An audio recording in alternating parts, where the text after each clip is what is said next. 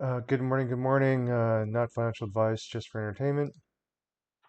This is SPY. I call it the SPY, like the 10 freeway, or I don't know, the 405. Um, and SPY this week, depending when you got in, it might have been a good week for you, right? If you were here, you haven't made a lot of money, but if you bought down here, you might have.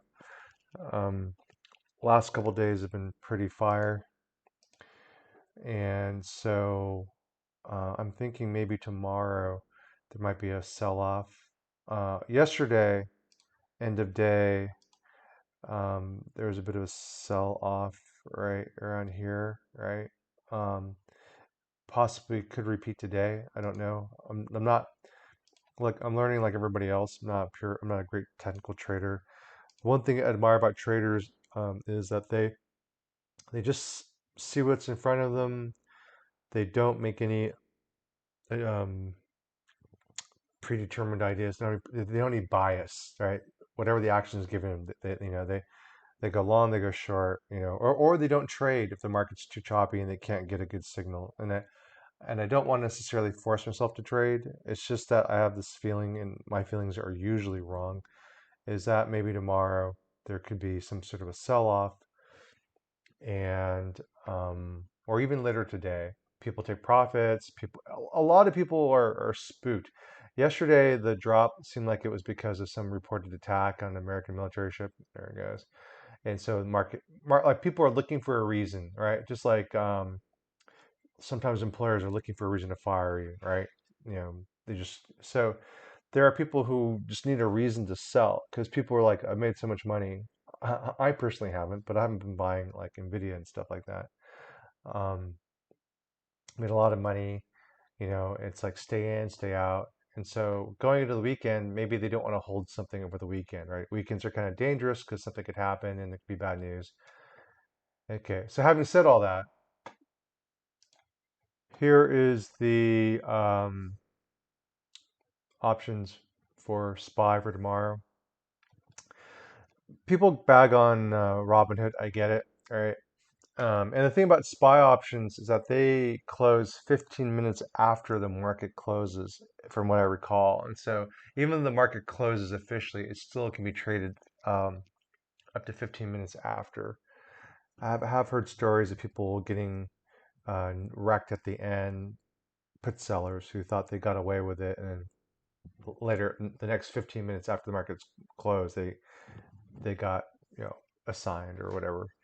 Um, but the cool thing about Robinhood in this case, because people bag on Robinhood all the time, is that the spreads on SPY are very tight generally, and so this is where and they get filled kind of decently. And so I think that here's where Robinhood saves you because you don't pay for trading options, so you're saving a little bit of money, which sometimes is basically the difference between the bid and the ask. Because a dollar, and if you save a dollar, it's kind of like neutral. It's kind of like you're not, Anyway, I hope you follow that.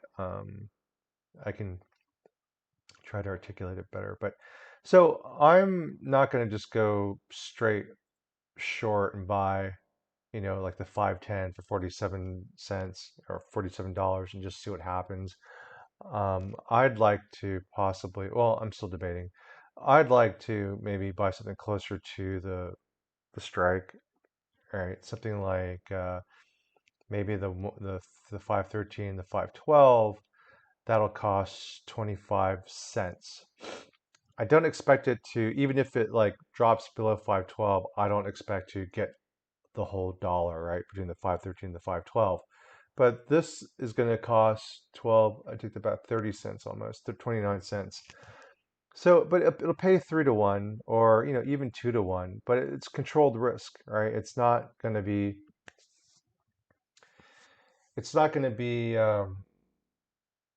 $1.17, right? It's going to be 30 cents. People sometimes they go long like this, and they think it's just going to go like to 500 and they're going to make like, you know, 10 times their money. It doesn't always work that way. I mean, sometimes, yeah, but it's just so rare. You see it all the time on Robinhood because that's people like to boast about that, stuff like that. But rarely do you get like such giant moves where you get these monster payoffs. because of the tight spreads here, I think the smarter, more prudent, small PP move here, whatever you want to call it, is just to buy a spread here, because this will get filled fast. All right, this won't be hard to fill. You know, buying or selling, it shouldn't be hard to fill. Now, the one bad thing about Robinhood is there isn't a market sell button, so you do have to like play with your prices when you're selling. And so usually when I sell, I just put it like a dollar below um, what looks like it'll fill at just to account for slippage while I'm trying to put the trade in. Okay, yeah, there is a little bit of that. But anyway, so this video's gone long already. It's already 5 minutes. But that's kind of what I'm looking at. And so real quick, here's TSM. Yesterday I got in on a 175, 180 spread. And right now it's kind of big, 44.67. So maybe it'll close at 50. Uh, I got in yesterday for 25 cents. Okay, it's now 31 roughly, or I've doubled my money, right? I get it. I do get how, if I bought just the straight 175, I do get it, right? If I just bought the straight 175 April 19th call, bought it at the close, because I put this trade in at the close yesterday, I think. Yeah, I would have more than doubled my money. In theory, I actually doubled my money on this 175, 180 spread.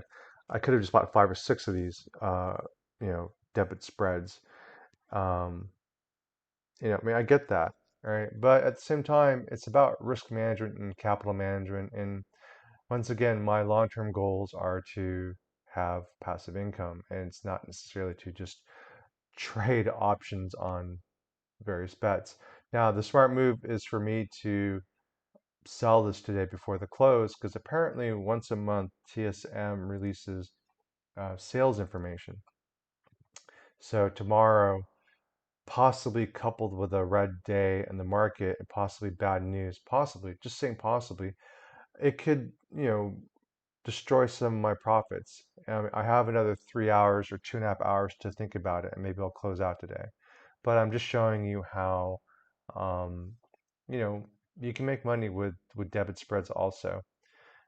You can also make money with credit spreads where you sell, you think the market's going to go up, you sell a put, you buy a put, make a spread, and if the market goes up like you think it's going to, then you collect a premium. And there's, other types of ways of making money. But anyway, once again, I'm making this video long. I didn't mean to. Just sort of walking through my thinking. I guess maybe it's just my form of liquid courage, right? I'm not drinking to get the courage. I'm just sort of talking myself mentally through, should I or shouldn't I do a small PP bet on SPY puts uh, expiring tomorrow in the hopes that, SPY drops a bit. Anyway, I hope this is helpful in some way. Um, I hate saying it, but hey, drop a comment, drop a like. I know, tell me that I suck about doing this. I definitely would appreciate any super experienced traders if you have time to write about your thoughts. I'd love to hear what you think about this process or how I'm thinking through it. Anyway, have a good one.